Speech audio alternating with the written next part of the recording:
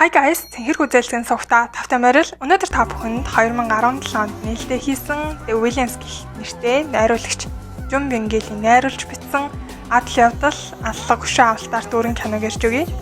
Уг кинон тэр ондоо олон улсын Каннын кино наадамд нэрн төгөж найруулагч маань олон улсад хүлээн зөвшөөрөгдөх алтрыг авчирсан юм. Кинон талбар эхлэхээс өмнө манайхан дартгаа дараарай. За ингээд кинондоо орцгоё. Нэгэн охин автаага нуугдаж тоглож байв. Гэвч хэсэг алуурчид гэрт нь орж ирэн түүний аавын амийг охины нүдэн дээр хэрцгийгээр хөнөөдөг. Охин маш их цочирдон уйлж байсан ч өөрийгөө баригдуулахгүй тулд биеэ барьдаг. Бусад алуурчид өрөөнөөс гарan тэдний нэг нь амандаа шүгүүлдэн орон дээр нь сун алхаа зүглүүлэн савлуулж байхдаа охиныг анзаарсан тул орон доогуур царайгаа гаргадаг. За эхнээсээ л ямар ширүүн зохиолтой кино вэ гэдгийг мэдгэж байгаа ах тийм ээ. Ингээд охиныг хулгайлна. За энэ охиныг Соки гэд одноос нэрээр нь дуудаад авчи. Түүнийг хулгайлсан хүн бол эцгийнх нь хамгийн сайн найз нь байж таардаг.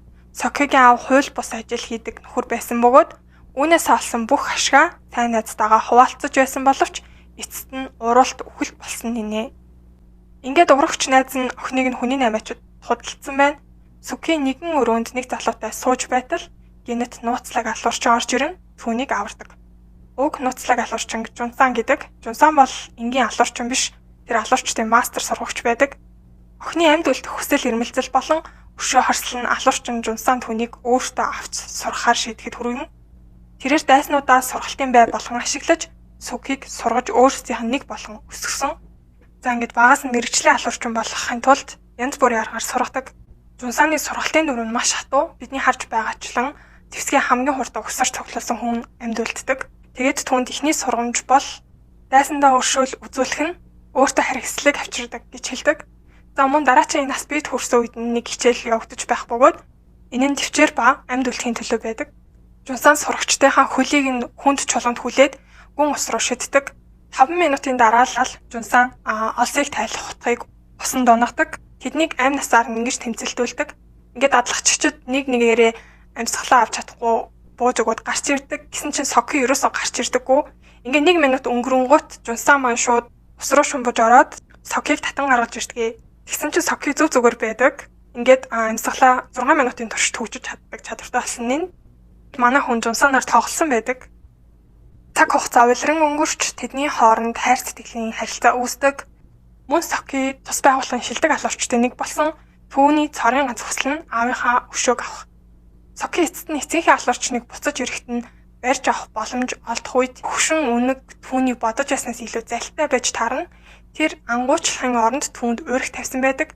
Тэрний үзэн ядалтай нүүр тулсан ч тэр шоолж түүнийг буруу дайсантай үргэлж хөөцөлдөж байсан гэж өөрт нь хэлдэг.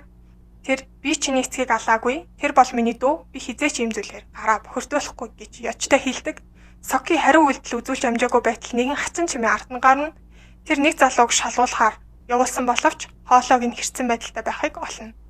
Гэтэл таазны шил хагарч Жунсан ирсэн байлаа.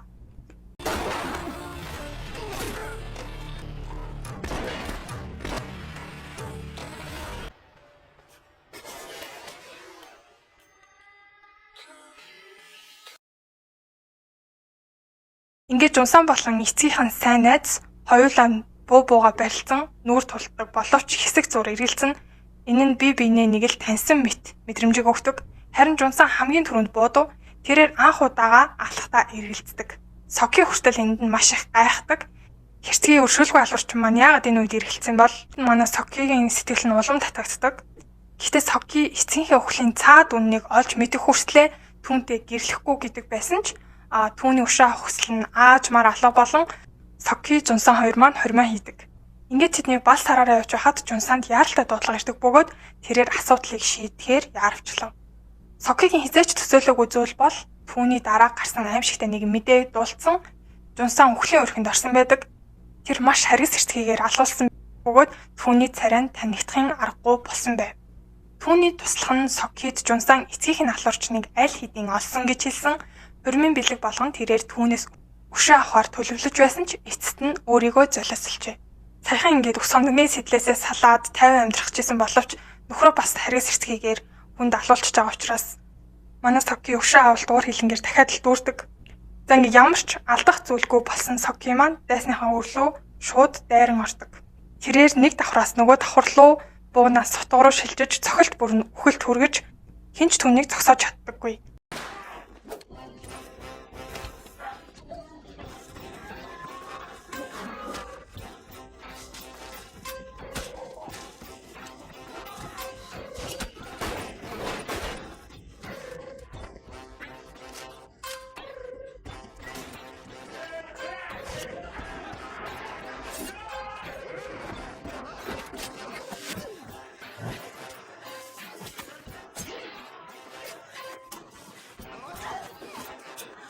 Хамгийн сүүлд тэр 3 давхарт гарч бүх зүйлийг дуусгах үед бүхэл бүтэн барилгад байсан гэмт хэрэгтнүүд түүний хөлд өгсөн байдаг. Гэвч ийм эмх замбраагүй байдал хүмүүсийн анхаарлыг татах нь гарцаагүй. Удалгүй цагдаа нар ирж Сокиг баривчлана. Гэсэн хэдий ч түүний алуурчны ур чадвар нь шоронд хоригдохын оронд эрх баригчдын сонирхлыг татдаг. Эрх баригчид энэ гэмт хэргийн бүлэглэлийг удаан хугацаанд харж тэднийг буулгахыг хүлээж байсан. Тэгсэн чинь хаанаас ч юм Соки тэднийг ганцаараа гарч ирээд арчиж орхисон байдаг. Гэхдээ энэ бүхэн ер нь бол сайндаж биштэй. Манай ихч бол амар өрөвдөлтэй. Зүгээр л аллагын машин болсон байгаа байхгүй юу? Түүнийг тагнуулын төв газрын элит хилтэст хүлээлгэн өгсөн. Ингээд түүнийг гадаад төрхийг өөрчлөх мэс засалдаа руу Соки нүдэн сэрхэд тэр шин царайтай болсон байх бөгөөд сандран зүгтгаар гүйж явахдаа өөрийгөө хамгаалагчид биш харин бэлтгэлийн балетын бүжигчид хүрээлсэн байхыг харна.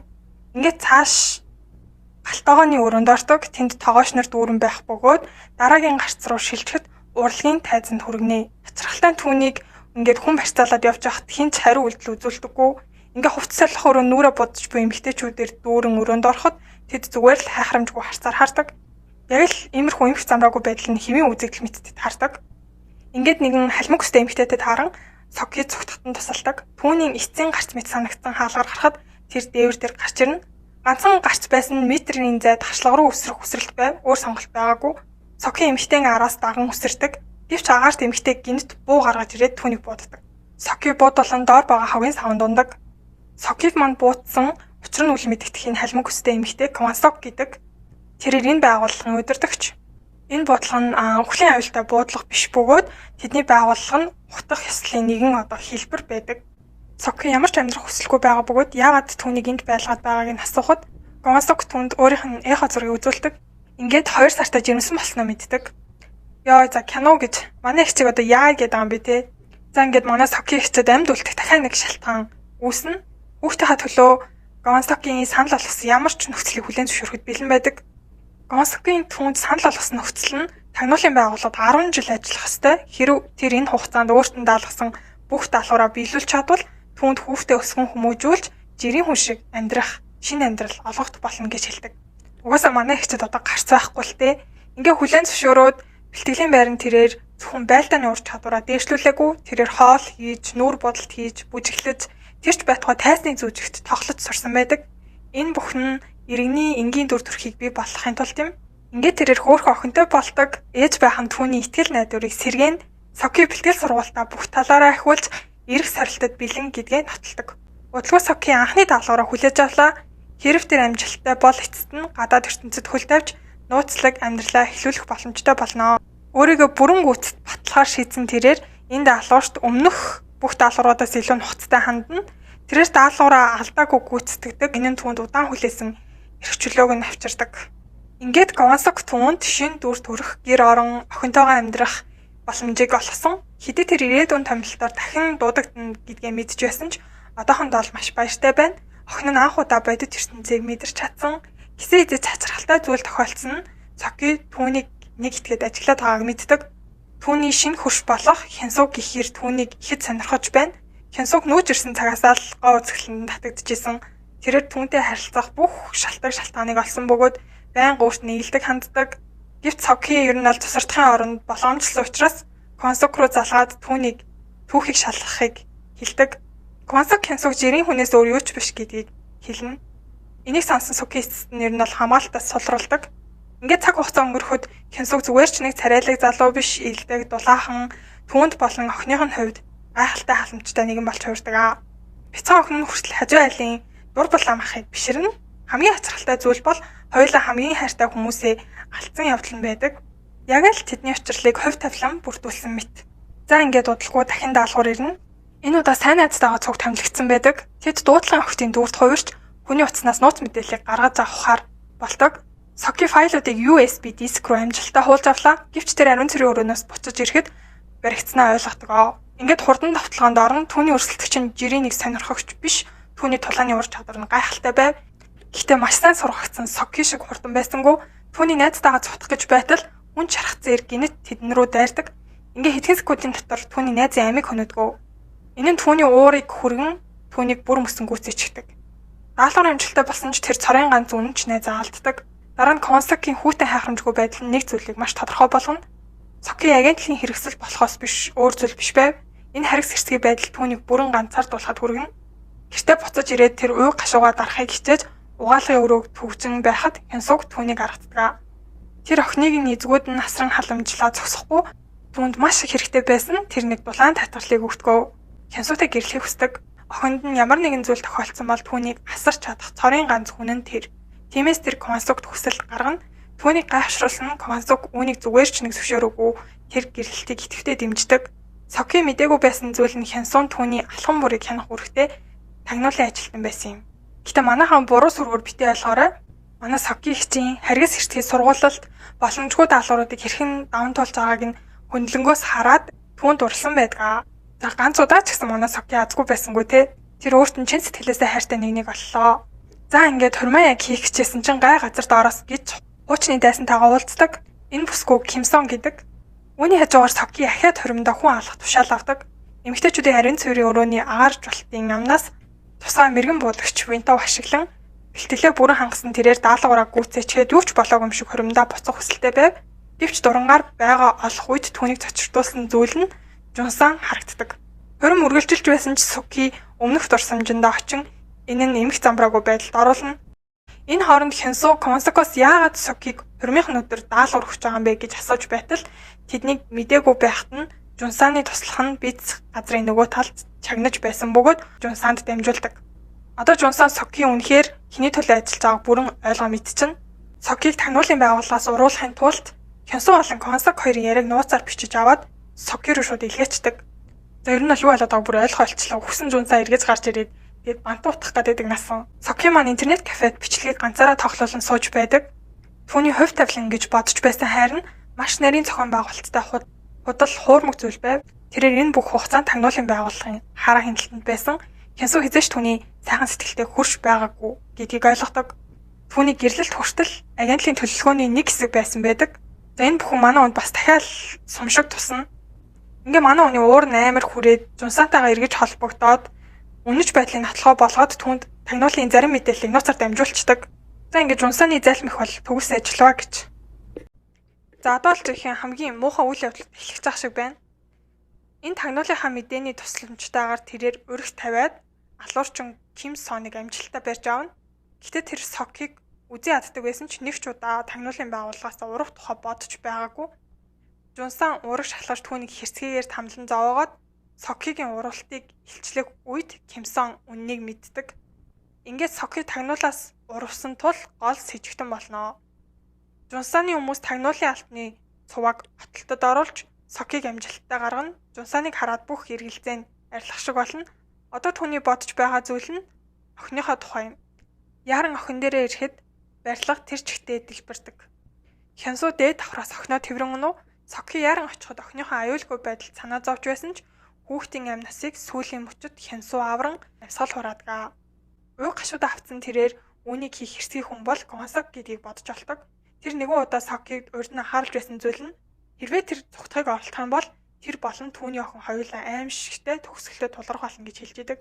Уурандаа багтарсан Соки Консакийн офис руу дайран орж хариулт нэгтэг. Гэвч Консак маргалтын оронд чимээгүйхэн хамгаалтын бичлэгийг татаж аваад түүнд харуулдаг. Бичлэг тоглуулж байх үед Сокигийн нүдний өмнө аимшигт үнэн гарч ирнэ. Жинхэнэ зохион байгуулагч нь Консак биш Жунсан байсан байдаг. Хянсуг охиноо гэртээ авчирсны дараа Жунсангийн харьяаны хүмүүс аль хэдийн орж ирдэг. Ямар ч гарц байхгүйг мэдсэн Хянсу Жунсанаас хүүхдийн амийг өшөөхийг гуйдаг. Жунсанд үннийг хэлдэг. Энэ охин бол өөрийнх нь мах цусны тасархай юм аа. Гэсэн чинь харин Жунсан ерөөсөө энийг огт тоож хэлцдэггүй. Энэ хооронд урагч Кимсон ч бас аимшигтай хувь тавилантай тулгарна.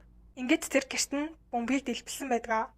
Ерөөсө зорилго нь Сокигийн тэр уур хилэн бадраагаад үзий адалтын ерөөсөө тагнуулын төв газар руу чиглүүлчихэж байгаа байхгүй юу?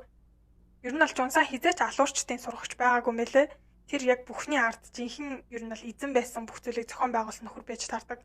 Харин Жунсан нэг зүйлийг буруу тооцоолсон тагнуулын төв газар үргэлж нөөц төлөвлөгөөтэй байдаг бөгөөд түүний үннийг хилчилсэн нь энэ байдаг.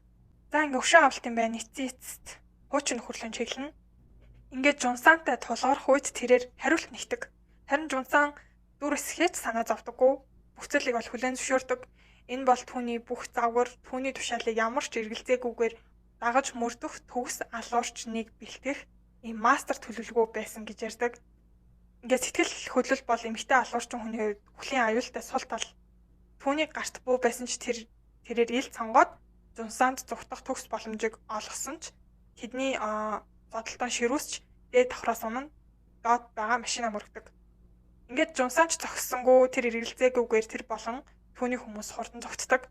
Гэвч Жунсаны зогтож байгааг хараад тэр ямар ч эргэлзээгүйгээр эргэж ивдэрсэн машин руу өсөрч тэдний араас хурдлана.